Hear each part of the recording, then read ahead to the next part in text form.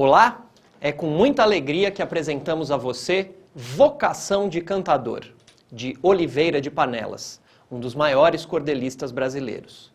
Mesmo com mais de 40 anos de profissão de cantador, ele pertence a uma nova geração de artistas populares em atividade. O cordel é uma forma poética popular de origem europeia. Ele foi incorporado à cultura brasileira, sobretudo no nordeste do país. Os poemas em cordel costumam ser longos e narram histórias repletas de reviravoltas e aventuras. A linguagem é marcada pelo humor e pelo suspense, com o objetivo de captar a atenção do público. Desde a sua origem, para facilitar a memorização e a recitação, esses textos apresentam um esquema próprio de rimas e uma métrica específica. Antigamente, os cordéis eram vendidos nas feiras, pendurados em varais de barbante e exibidos em balcões e esteiras. Muitas vezes, performances eram realizadas ali mesmo, pelos próprios autores, que declamavam as narrativas em versos. Havia uma roda de ouvintes, formada por passantes que passavam para ouvir as histórias. O pai de Oliveira de Panelas era lavrador e pedreiro. Não era cantador nem poeta, mas tinha uma bela voz e cantava para familiares e amigos. Os pais gostavam de ouvir os cantadores na feira e organizavam em sua casa sessões de cantoria. O jovem Oliveira se apaixonou por essa arte e os pais incentivaram sua vocação quando ele demonstrou talento de poeta-cantador. Aos 9 anos de idade, o garoto já brincava de compor e cantar versos. O pai sempre apoiou Oliveira nos primeiros anos de carreira. Oliveira estudou as primeiras letras na escolinha local, mas não chegou a concluir o curso primário. Em compensação, já tinha uma curiosidade intelectual insaciável. Lia à luz de lamparina todos os livros que encontrava. Cantando como repentista, Oliveira percorreu o interior de Pernambuco, Alagoas, Sergipe e Paraíba. Sobre essas andanças, Oliveira disse em depoimento: tínhamos 3 maneiras de atuar. Primeiro, a excursão. Sem saber de antemão aonde ir, andávamos de cidade a cidade, parando em qualquer casa ou terreiro, oferecendo os nossos serviços e aceitando a hospitalidade. Outra maneira de viajar era o trato. Fulano de tal nos convidava para tal ou tal lugar, mas sem compromisso. Por longos períodos, o poeta tinha que trabalhar com as mãos, ajudando seu pai no ofício de pedreiro. Na década de 70, ele seguiu o caminho de milhões de nordestinos e foi para São Paulo, à procura de um futuro melhor. Na metrópole, trabalhou como pedreiro para sobreviver e começou a cantar em bares e restaurantes.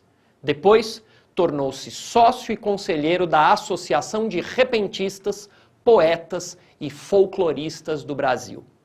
A partir dali, Oliveira foi convidado para cantar em restaurantes e bares, residências, teatros e casas de shows, universidades e colégios, em numerosos eventos de caráter público e privado. Os poemas são textos literários que constituem um modo de expressar emoções e vivências. Com frequência, os poetas exploram os recursos oferecidos pela língua e brincam com a sonoridade e o significado das palavras, ampliando a visão de mundo do leitor. As produções poéticas podem circular em livro, mas também podem ser encontradas na internet ou em apresentações públicas, como saraus, feiras e outros eventos culturais.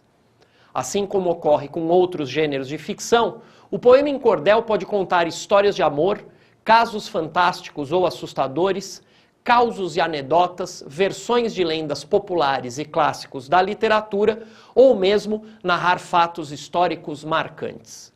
A matriz oral dos cordéis remonta a tempos ancestrais, quando histórias eram contadas por rapsodos e aedos para entreter um grupo de ouvintes. Muitas narrativas célebres que conhecemos hoje, como os poemas épicos e as antigas sagas, nasceram nesse contexto de oralidade e somente depois de muito tempo ganharam versões escritas. No caso do cordel, temos uma forma poética cujas origens podem ser encontradas nas tradições orais da Antiguidade Clássica. Além disso, as práticas dos trovadores medievais da Europa, em Portugal, na Espanha e no sul da França, compunham e recitavam poemas narrativos. Durante o século XIX, no Brasil, e em especial no estado da Paraíba, os poemas narrativos começaram a circular em forma de livretos expostos nas feiras populares. No entanto, Oliveira de Panelas já não pertence às antigas gerações de poetas, que atuavam nas feiras e confeccionavam folhetos para cantar e vender. Ele faz parte do chamado Novo Cordel. Seu campo de atividade são as cidades. Ele começou a produção ainda na época dos folhetos impressos, mas diversificou seus meios de expressão. Desde jovem, ele tinha um programa de cantoria na rádio local de Garanhuns. Hoje, ele tem muitos álbuns gravados e se tornou nacionalmente conhecido, devido à atuação nos meios de comunicação modernos. Além disso, ele foi convidado para cantar em programas de TV e já cantou para grandes autoridades nacionais e internacionais. Oliveira é um artista genuíno, alcançou o sucesso e é o herdeiro de uma longa tradição. Ele soube conservar e enriquecer o legado dos cantadores populares e suas marcas. A aparente ingenuidade, a brincadeira matuta, a criatividade verbal e a fidelidade às regras da cantoria.